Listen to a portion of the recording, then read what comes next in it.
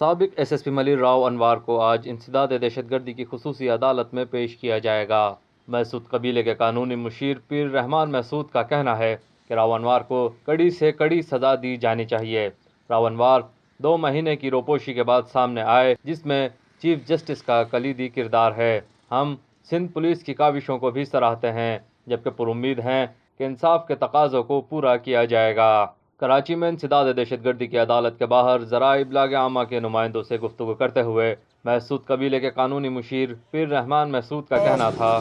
جیسا کہ آپ کے علم میں ہے کہ کل انہوں نے کافی عرصے کے بعد تقریباً 2 مہینے کی روپوشی کے بعد گرفتاری پیش کی، بلکہ میں گرفتاری نہیں کہوں گا اس کو، وہ اپنے ہڈن پلیس سے اسموک آؤٹ ہوئے ہیں۔ اس میں ہمارے honourable chief justice of Pakistan کا کلیدی کردار ہے، اور ہم اپنے سندھ پولیس جو ہے اس کو بھی اپریشیٹ کریں گے۔ آج ان کو ریمانڈ کے لیے پیش کریں گے، ظاہر ہے انویسٹیگیشن کا حصہ ہے، آج ان کی پولیس کسٹڈی ساٹ کی جائے گی، اور امید ہے کہ لاجیکلی ان کو پولیس کسٹڈی دے دی جائے گی تاکہ انویسٹیگیشن آگے چل پائے۔ راؤ انوار کو کڑی سے کڑی سزا دینے کا مطالبہ کرتے ہوئے محسود قبیلے کے قانونی مشیر کا کہنا تھا، دیکھیے یہ نقیب اللہ محسود کا مسئلہ نہیں ہے، ماورائے عدالت قتل کا مسئلہ ہے، قانون کے قتل کا مسئلہ ہے۔ سینکڑوں بے گناہوں سے ان کے ہاتھ ان کے خون سے رنگے ہوئے ہیں، تو میری نظر میں ان کے خلاف اور بھی کافی کیسز پینڈنگ میں ہیں، اور اس حوالے سے میری نظر میں کوئی نرمی نہیں ہونی چاہیے،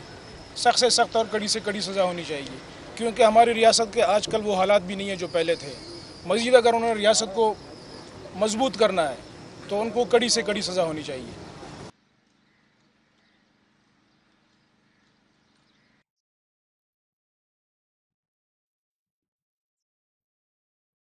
پاکستان میں پہلی مرتبہ حالات حاضرہ کے مختصر مگر جامع پروگرامز، خبروں، تبصروں کے علاوہ دیگر سماجی، تجارتی، ثقافتی، تفریحی، معلوماتی، مذہبی، تعلیمی،